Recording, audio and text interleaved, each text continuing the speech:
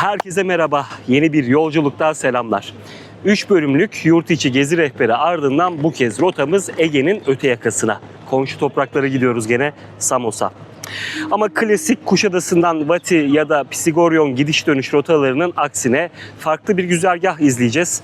Kuşadası'ndan feribota binip Vati limanına gideceğiz. Dönüşte ise Pisigoryon limanını kullanarak geri döneceğiz. Böylece adanın iki ucunda rahat rahat gezmiş olacağız ve aracı aldığımız yere bırakmak için fazladan yarım gün harcamayacağız. Yine önceden çok gittiğimiz bir ada ve geçmiş deneyimlerimizle sizlere tarih, kültür, yeme içme dolu harika bir rota hazırladık. Biz hazırız. Siz de hazırsanız başlayalım.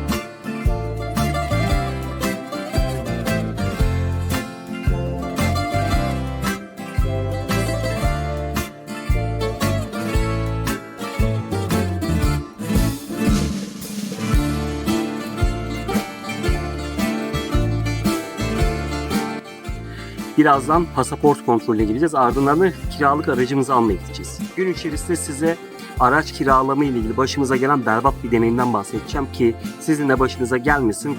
Bu videoyu izledikten sonra en azından firmaya dikkat edersiniz. Ama videonun başında böyle moral bozmak, can sıkmak istemiyorum. Çünkü Samos'un katman tarihini, görülecek yerlerini, favori plajlarını ve yemeklerini keşfetmek için birazdan yola çıkacağız. Biz yoldayken de dış ses size Samos'un tarihinden bahsetsin biraz. Samos küçük bir adı gibi görünse de tarih boyunca dev imparatorlukların ilgisini çekmiş bir yer. Antik çağda özellikle M.Ö. 6. yüzyılda İonya bölgesinin en parlak adalarından biriydi. En meşhur ismi kuşkusuz Pisagor. Sadece matematikçi değil, aynı zamanda filozof, müzisyen ve mistik bir öğreti lideri. Pisagor burada, Samos'ta doğdu. Bugün onun ismini taşıyan şehri ve limanı, heykelini ve pek çok eseri görebilirsiniz. Adanın kültürel gururu hala Pisagor. Roma, Bizans, Ceneviz, Venedik derken Samos 16. yüzyıldan itibaren Osmanlı hakimiyetine geçti. Fakat ada Osmanlı döneminde zaman zaman korsan saldırıları ve isyanlarla sarsıldı. 1821'de Yunanistan'da başlayan isyan ve Yunanistan'ın bağımsızlığını kazanması ardından Samos bir süre yarı özerk bir beylik gibi yaşadı. Osmanlı'ya vergi veriyor ama kendi iç işlerinde serbestti. Ta ki Balkan Savaşları sırasında 1912'de adadaki isyanın ardından Yunanistan'a bağlanana kadar. Bu Osmanlı için Ege'deki hakimiyetin kırılma noktalarından biriydi. Kısacası Samos hem kültür hem tarih açısından tam bir hazine. Şimdi bu hazinenin izlerini sürmeye başlıyoruz.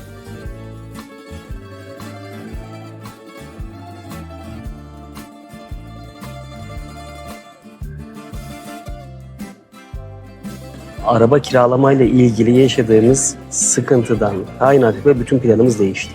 Vati'den Pisigorion'a gelmek zorunda kaldık. Buradan ancak araba bulabildik ama gelir gelmez de Bugatsa yemeye başladık. İncecik yufkanın içine krema ya da peynir, üstüne bol pudra şekeri. Aslında bildiğin Laz böreği. Sanırım bu Pontus göçü ile Ege'nin bu yakasına da gelmiş bu iş. Böyle çünkü Osmanlı mutfağında da esintiler taşıyan bir börek ya da ne bileyim tatlı bu. Kahvaltı gibi, tatlı gibi. Sonuçta enerji verici ve çok leziz. Burası Tupoppa. Bu adada bu işi en iyi yapan yer diyebilir miyiz? Bilemiyorum. Daha iyisi var mı? Tabii onu da bilemem ama biz sadece burada yiyoruz. Bu gatsaları gömdük, enerjiyi aldık. Pisigoryan'dan arabamızı da aldık. Vati'ye geri döndük. Şimdi neden böyle yaptık? Hem onu hem de bu araç kiralamada yaşadığımız sıkıntıyı anlatayım sizlere. Aracımızı 10 gün kadar önce Evelyn Rent-A-Car isimli bir firmadan kiraladık. Ancak firma dün bu saatlerde depozitoyu geri ödediğini söyleyerek rezervasyonumuzu iptal etti. Saat 3 falan bu arada. Gerekçeyi ve yaşadığımızı uzun uzadıya anlatmayacağım tabii. Google yorumlarda anlattım. Gidip adamların sayfasından bakabilirsiniz. Merak edenler bakabilir daha doğrusu. Ama bu firmadan uzak durun dedim. Anlayacağınız bu yüzden çok yoğun bir dönemde bir gün kala arabasız kaldık. Biz de Sakız'da 10-15 yıldır devamlı araç kiraladığımız Nick Vasilakis'i aradık. O da bize son anda Pisigoryon'da bir araba buldu. Biz de Vati'den taksiyle Pisigoryon'a gidip bu aracı aldık ve Vati'ye geri döndük. Çünkü planı ve sizin için hazırladığımız rotayı bozmak istemedik. Bu çabamızı takdir etmek için bir takip ve videoya beğeninizi alırız bu arada. Şimdi her şey buradan yeniden başlıyoruz. Moral bozmuyoruz çünkü olur böyle şeyler. Tek üzüntümüz sadece çok sevdiğimiz bir plaj vardı. Orayı gösteremeyeceğiz size. Livadaki Beach. Oranın bir görüntüsünü bulabilirsem üzerine anlatırım burayı da.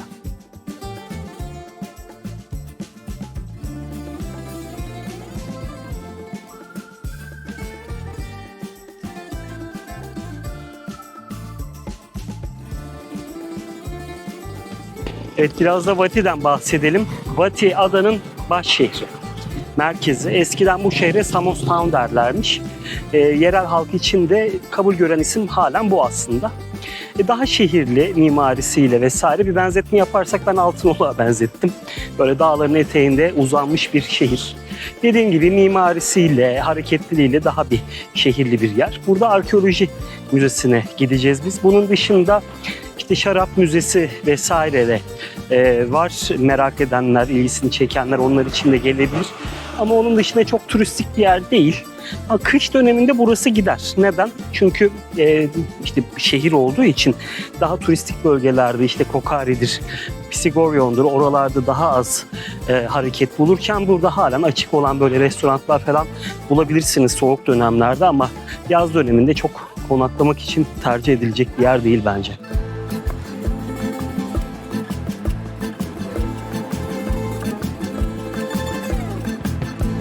Şimdi Vati Arkeoloji Müzesi'ndeyiz. İki kısımdan oluşuyor burası. İlk kısım eski arkeoloji deposu. Osmanlı döneminde yapılmış diye okumuştum bir yerde. Biraz küçük ama çok önemli. Çünkü burada devasa bir Kroos heykeli var. Yaklaşık 5,5 metre boyunda genç bir adam figürü. Hatta bu bölgede ayakta duran en büyük Kroos diyebiliriz. Kroos heykeli diyebiliriz buna. Antik Yunan'da Kroos genç erkek heykellerine verilen isim. Kadın olanlarına da Kori deniyor. Kori de zaten Yunanca'da kız çocuk demek, kız evlat anlamında. Antik Samos önemli bir şehir. Böyle heykelde, gemi yapımında, seramik yapımında hep öndeler. Ege'nin böyle ileri yerlerinden birisi diyebiliriz ama müze şu anda gördüğümüz kadarıyla o Kroos heykeli hariç tırt biraz. Yani bizimkilerle kıyaslanamaz denilebilir yani. Ama Kroos'u görmek istiyorsanız 10 euro kişi başı bayılacaksınız.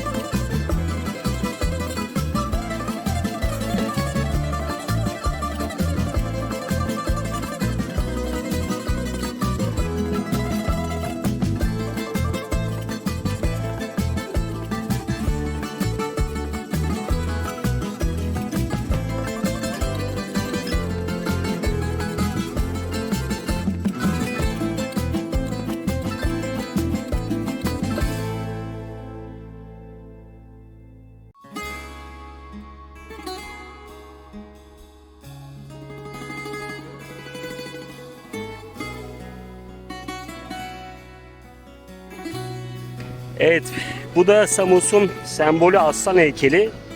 Valla çektik. Her gelen önünde fotoğraf çekiniyor falan ama önündekini şimdi okudum. 1821 Samos Atina'ya minnettar yazıyor. 1821 nedir?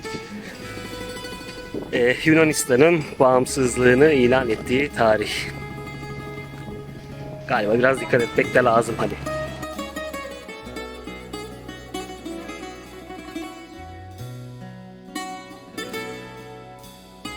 Şimdi Vati'den çıkıyoruz. Kokari'ye gidiyoruz.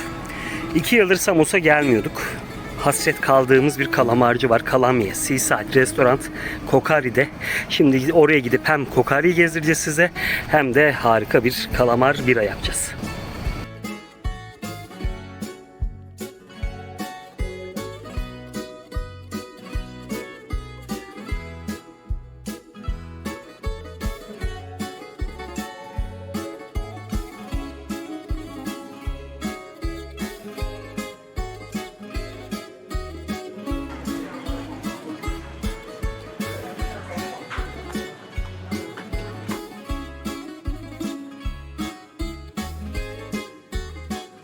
Şimdi Kokari'deyiz. Burası Samos'un kuzey kıyısında. Özellikle rüzgar sörfçüleri için bir cennet. Köyün adının kökeniyle ilgili 2 rivayet var. İlginç gelmiş olabilir Kokari ismi size. İlki burada bolca yetişen arpacık soğanlardan geliyormuş. Yunanca küçük soğan anlamına gelirmiş Kokari. Bana biraz saçma geldi çünkü soğan bir kremizi demek. Bence hiç benzemiyor. İkinci rivayet ise köyü çevreleyen kırmızımsı renkli kayalıklardan geliyor. Kokino kırmızı demek. Bu biraz olabilir. Belediyenin resmi açıklaması da bu ama ben çevrede öyle kırmızı bir kaya falan da görmedim. Yani isim açıklamaları biraz olmamış. Azıcık zorlama olmuş. Ama Kokari, dar sokakları, rengarenk evleri ve sahil boyunca uzanan tavernalarıyla masal gibi bir yer. En turistik kasabalarından biri diyebilirim. Dükkanlar falan da çok güzel. Her köşede begonviller, masmavi panjurlar, adeta tablo gibi. Şimdi acıktık ve kalamies.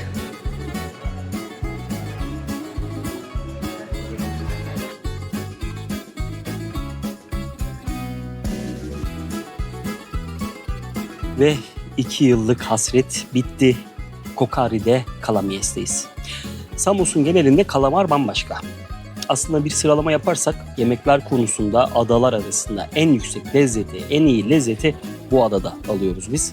Hem doğal, güzel hem de böyle lezzet üst sınıf ve standart bir seviyede gidiyor. Yani anlatabildim bilmiyorum da her yer iyi yani. Böyle saçma sapan bir yere gitmezseniz her yerde aynı lezzeti, güzel bir yemeği hak edersiniz.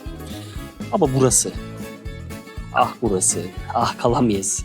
Hani memleketten göç etmişsinizdir.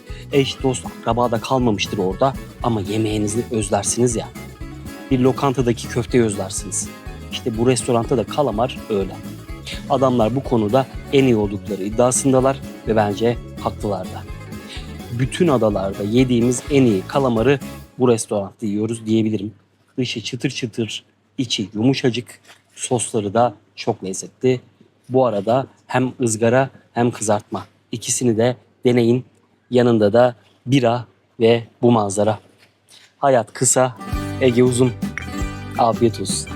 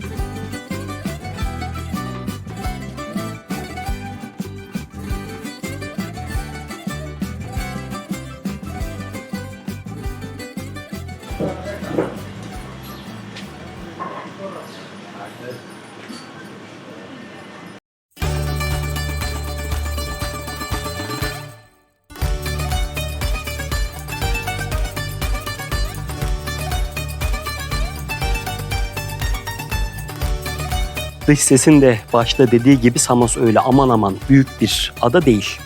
Ama gezilecek yerler biraz dağınık. Biz de o yüzden her yeri en iyi şekilde uzun uzun gösterebilmek adına her gece farklı bir yerde kalacağız sizler için.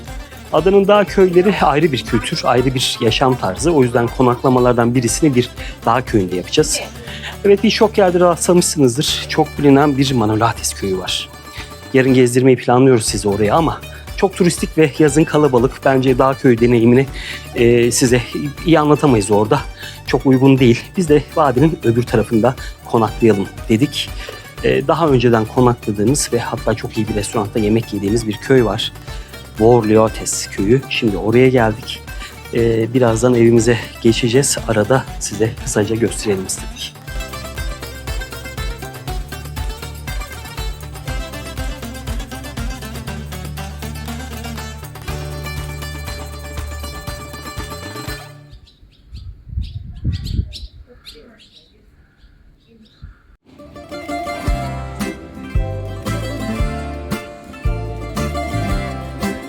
Akşam yemeğimiz Blue Chairs restoranda. Çok nezih bir ortam. Köyün meydanında, çok güzel bir ağacın altında. Bu köye yolunuz düşerse, gerçi düşmez biraz sapa ama gene de özel olarak gelmek lazım buraya. Çünkü Blue Chairs'ın lezzetleri inanılmaz güzel, denemeye değer. Yiyenler için tavşan eti lezzetli. Önceden denediğimiz için biliyoruz. Biraz az etli gelebilir ama Türkiye'de şu anda yemek pek mümkün değil. Çünkü fiyatları çok yüksek. 1500-2000 lira bulabilirseniz kilosunu alabiliyorsunuz ancak. Biz gene yiyeceğiz. Önceden yemiştik. Genel olarak fiyatları merak ettiniz. Adisyon gelsin.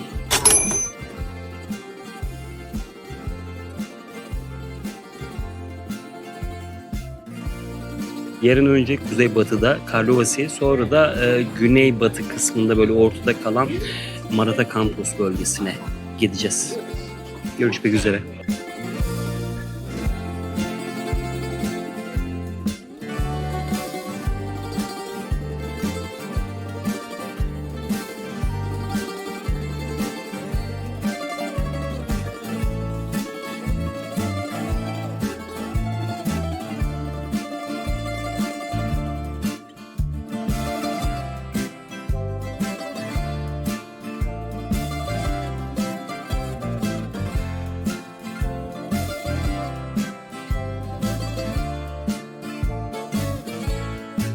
Yemeği yedik, eve geldik ama köy hakkında bilgi vermediğimizi fark ettik. Burası Vorliotes köyü. Adı size tanıdık gelmiş olabilir çünkü köy Urla'dan gelen göçmenler tarafından kurulmuş.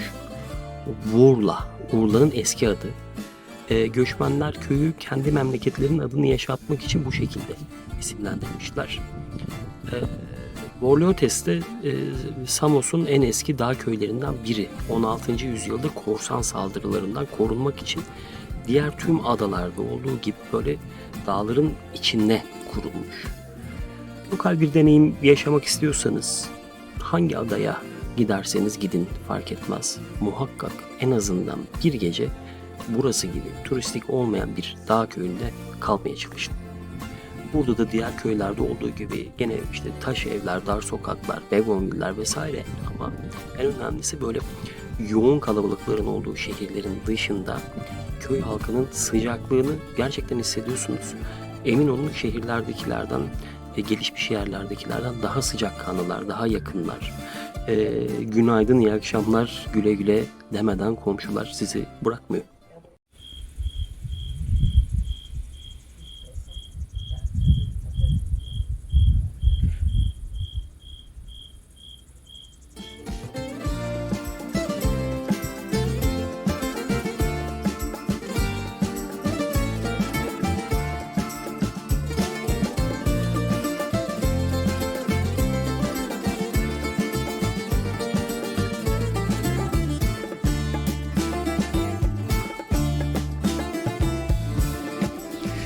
Günaydın.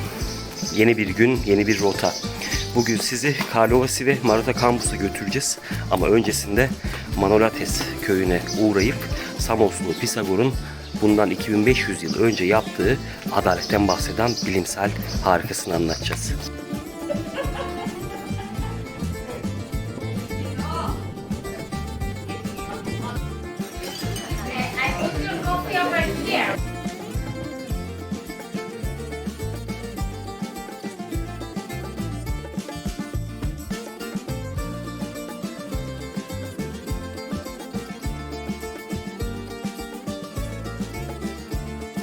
Yunan köy evlerinin çatılarında bazen size bakan bir kuş figürü görürsünüz.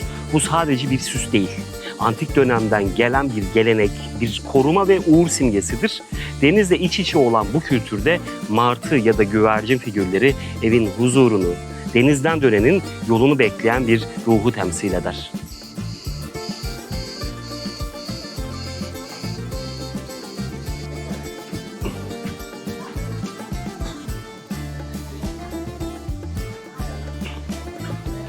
Köy meydanı da burası.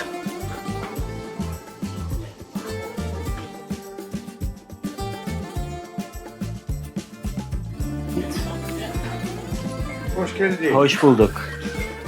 Evet, şimdi Yorgo'nun dükkanındayız. Yorgo burada çok meşhur bir abimiz.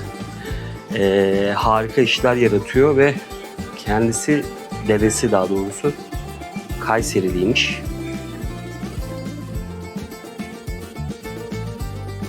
This is my friend. Can we shoot it? My friend, look, that.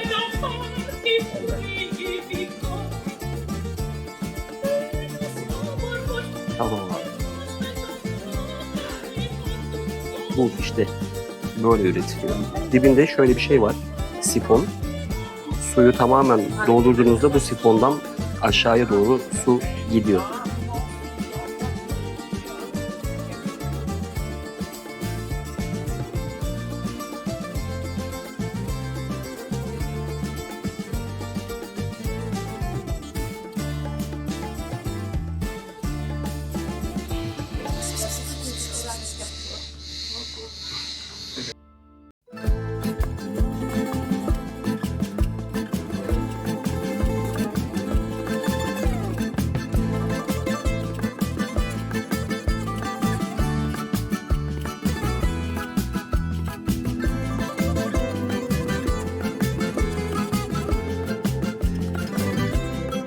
Karlovasi'deyiz. Burası Samos'un ikinci büyük kenti.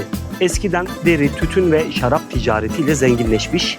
Şehirde hala eski tütün fabrikaları ve büyük depolar duruyor. Evet, Karlovasi ticaretin izlerini taşıyor ama aynı zamanda çok güzel meydanları ve kiliseleri var. Tabakhane Müzesi gezmek için bir alternatif. Potami plajı var yakınlarda. Bu bölgede konaklayanlar için iyi bir plaj alternatifi olabilir. Sahil boyunca yürüyüş yollarını yapsalar çok keyifli olurdu. Bir Türk mantığıyla hemen betonlaştırıyorum ama gerçekten çok bakımsız. Küçük pastanelerinde bademli kurabiyeyi mutlaka deneyin. Kış dönemi için Bati yerine burayı önerebilirim. Midilli videolarında bahsetmiştim. Hatırlayanlar bilir. Ege Üniversitesi var Yunanistan'da da. Hatta bizdeki gibi iyi bir üniversite. Merkezi Midilli'de, matematik fakültesi ise bu adada, bu şehirde, Karlovasi'de. Zaten farklı bir şey düşünülemezdi çünkü matematiğin babası Pisagor buralı.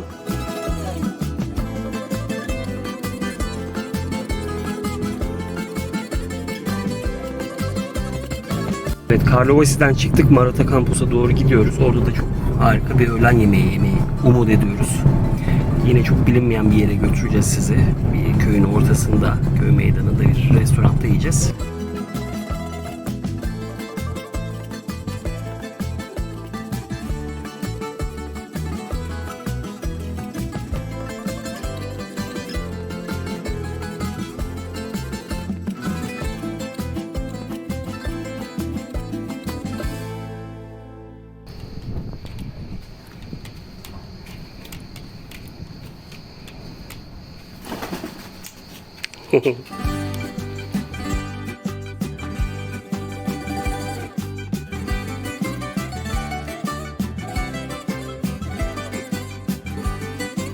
Kampos'taki otelimize giriş yaptık. Kampos önceki gelişlerimizde de kaldığımız bir bölge. Denizi çok güzel, kasaba çok sakin. Çünkü adaya Türkiye'den girişi olan iki bilinen limana da en uzak noktada. Deniz tatili düşünüyorsanız burayı öneririz.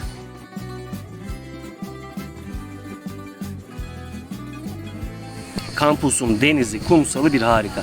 Çok sayıda yer var. Şezlong ve şemsiye elbette ki diğer adalarda olduğu gibi burada da ücretsiz. Bazılarında ama şöyle bir uygulama var. Akşam yemek yediğiniz yerin şezlongunu, şemsiyesini ertesi gün gündüz ücretsiz olarak kullanabiliyorsunuz.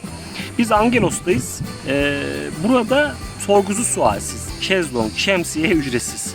Akşam yemeği için de çok sayıda güzel restoran bulabilirsiniz kampüste. Ama biz yemeği Armos Marata Campus diye bir bölgede yiyeceğiz.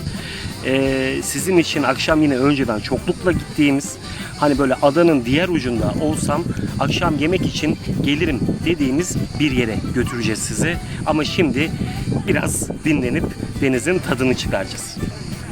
Herhalde bir hafta kadar falan yokuz. Yani döneceğiz de siz bir hafta bekleyeceksiniz. Çünkü Samos'un 2. bölümü her zaman olduğu gibi gelecek hafta pazartesi 19.23'te hazırsanız başlayalım da. Şimdi biz hazırız denize. Siz de gelecek haftanın fragmanına. Haftaya görüşürüz. Bize aman kızına gönül ver.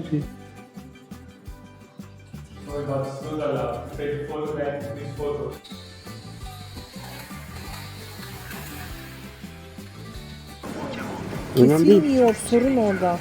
Hayatım, çektiğini düşünme.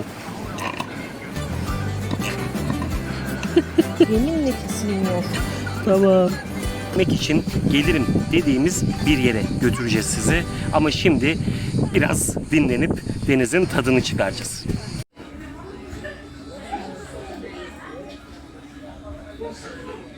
Samos 2. videodan herkese tekrar merhaba.